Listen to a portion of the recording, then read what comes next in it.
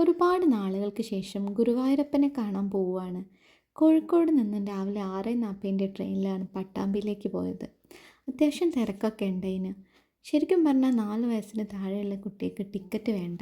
പക്ഷെ ഞാൻ ടിക്കറ്റ് എടുക്കാറുണ്ട്. എന്താണെന്ന് വെച്ചാൽ നമുക്ക് സീറ്റൊക്കെ അഡ്ജസ്റ്റ് ചെയ്തിരിക്കാമല്ലോ എന്ന് കരുതിയിട്ടാണ്.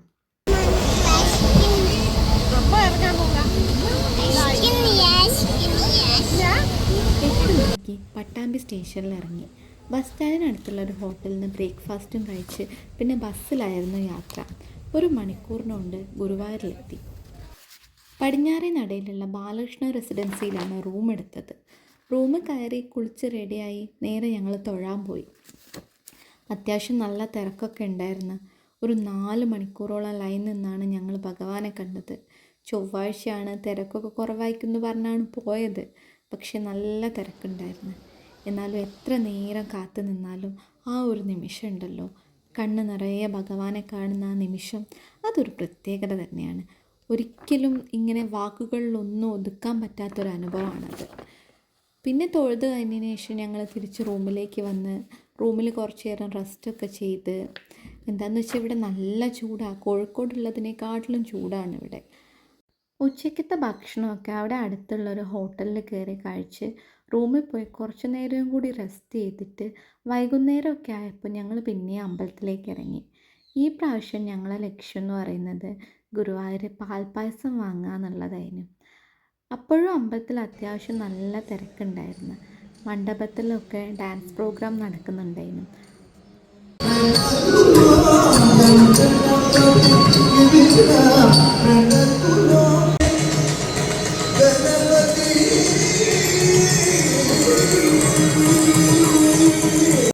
അങ്ങനെ വൈകുന്നേരം ആയപ്പോഴേക്കും ഞങ്ങൾക്കും കിട്ടിയ ഒരു പാത്രം പാൽപ്പായസം.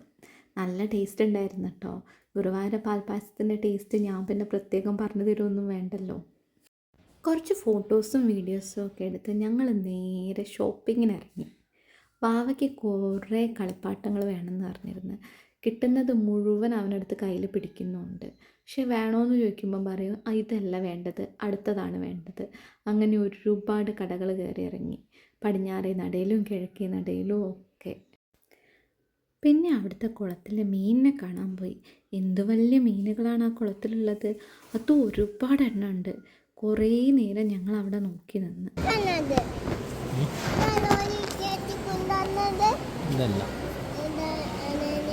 കുറേ നേരമായിട്ട് അവനിങ്ങനെ പറയുന്നുണ്ടായിരുന്നു അവൻ ആനേനെ കാണണമെന്ന്. ഒട്ടും പ്രതീക്ഷിക്കാതെയാണ് പെട്ടെന്നൊരു ആനേനെ ഞങ്ങൾ അവിടെ കണ്ടത്. കുറച്ച് കഴിഞ്ഞ് നോക്കുമ്പോൾ അങ്ങോട്ടേക്കുണ്ട് ഒരു ആനയും കൂടി വന്നിട്ട്. അപ്പോഴത്തേക്ക് അവനും ഹാപ്പി, ഞങ്ങളും ഹാപ്പി. അങ്ങനെ ആനേനെയും കണ്ട് പിന്നെ നേരെ റൂമിൽ ചെന്ന് കിടന്നുറങ്ങി. പിറ്റേന്ന് രാവിലെ 4 മണിയാകുമ്പം കുളിച്ച് റെഡിയായി കുറച്ച് മുല്ലപ്പൂവൊക്കെ വാങ്ങി തലയിൽ ചൂടി ഭഗവാനെ കാണാൻ പോവാണ്. ഇന്നലത്തെ തിരക്ക് വെച്ച് നോക്കുമ്പോൾ ഇന്ന് തിരക്ക് നന്നേ കുറവായിരുന്നു. ഞങ്ങൾ നന്നായി ഭഗവാനെയൊക്കെ പ്രാർത്ഥിച്ച് അമ്പലമൊക്കെ ചുറ്റി അങ്ങനെ നിൽക്കുമ്പോഴാണ് പിന്നെ ഭക്ഷണം കഴിക്കാൻ പോയാലോ എന്ന് വിചാരിച്ചത്. അമ്പലത്തിൽ തന്നെയുള്ള രാവിലത്തെ ബ്രേക്ക്ഫാസ്റ്റ് കഴിക്കാമെന്ന് വിചാരിച്ചതിന് പോയത്. പക്ഷേ നോക്കുമ്പോൾ അവിടെ ഭയങ്കര തിരക്കാണ്, വലിയ ലൈനാണ് അവിടെ. അപ്പം ആ പ്ലാന് വേണ്ടാന്ന് വെച്ച് ഞങ്ങൾ അവിടുന്ന് നേരെ തിരിച്ചു പോന്നു. പിന്നെയും ഞങ്ങൾ കിഴക്കേ നടേൻ്റെ അതിലുള്ള കുറേ കടകൾ എടുത്തുകൂടി ഇങ്ങനെ നടന്ന് പാവയ്ക്കൊരു ദിനോസറിനെ വാങ്ങിക്കൊടുത്തതിനെ കൊണ്ടോ ഹാപ്പിയായി.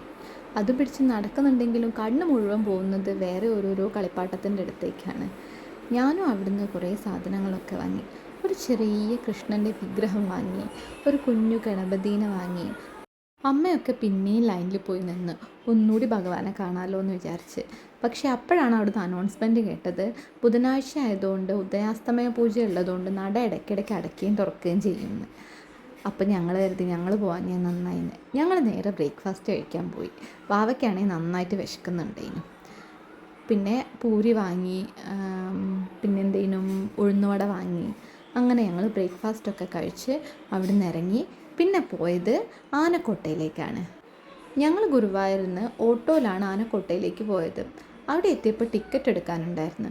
ടിക്കറ്റ് എടുത്ത് പിന്നെ മൊബൈൽ ക്യാമറ യൂസ് ചെയ്യാനുള്ള ടിക്കറ്റും എടുത്ത് ഞങ്ങൾ അതിൽ നടക്കാൻ തുടങ്ങി. എത്ര ആനകളാണ് അവിടെ. ഞാൻ ആദ്യമായിട്ടല്ല പോകുന്നത്. ഞാൻ ഇതിൻ്റെ മുന്നേ ഒരു പ്രാവശ്യം പോയിട്ടുണ്ട്. പക്ഷെ വാവേനെയും കൊണ്ട് ആദ്യമായിട്ടാണ് വരുന്നത്. വാവയ്ക്കായിരുന്നു ഏറ്റവും എക്സൈറ്റ്മെൻറ്റ്. അവന് ഭയങ്കര ഇഷ്ടമാണ് ആനകളെ. എപ്പോഴും ആനേൻ്റെ പാട്ട് കേൾക്കാനോ ആനകളെ കാണാനോ ഒക്കെ ഭയങ്കര ഇഷ്ടമാണ്. അപ്പോൾ അതിൽ നടക്കുമ്പോൾ അവനായിരുന്നു ഏറ്റവും കൂടുതൽ ഹാപ്പി. യൂട്യൂബിൽ കാർട്ടൂൺ വെച്ച് കൊടുക്കുമ്പോൾ എപ്പോഴും കേൾക്കുന്നൊരു പാട്ടുണ്ട്, കൊമ്പനാനക്കുട്ടപ്പ എന്ന് പറഞ്ഞിട്ടുള്ള പാട്ട്. അതും പാടിക്കൊണ്ടാണ് അവൻ അതിൽ മുഴുവൻ നടന്നത്.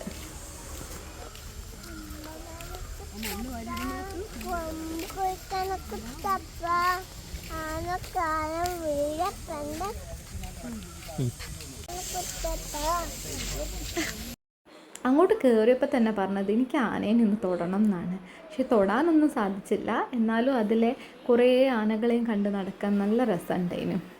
ഞങ്ങൾ അവിടുന്ന് കുറേ ഫോട്ടോസ് എടുത്ത്. കഴിഞ്ഞ തവണ ഗുരുവായൂർ വന്നപ്പോഴും പോകണമെന്ന് കരുതിയതാണ് ആനക്കോട്ടയിലേക്ക്, പക്ഷെ നടന്നില്ല. പക്ഷെ ഇപ്രാവശ്യം എന്താണെങ്കിലും പോകണമെന്ന് വിചാരിച്ച് തന്നെയാണ് കോഴിക്കോട് നിന്ന് ട്രെയിൻ കയറിയത്. അവിടെ നിന്ന് ഇറങ്ങി നേരെ പോയത് ബസ് കയറാനാണ്. കാരണം പട്ടാമ്പിയിൽ നിന്ന് 2:30ൻ്റെ ട്രെയിൻ ഞങ്ങൾക്ക് കോഴിക്കോട്ടേക്ക് പോകാനുള്ളതാണ്.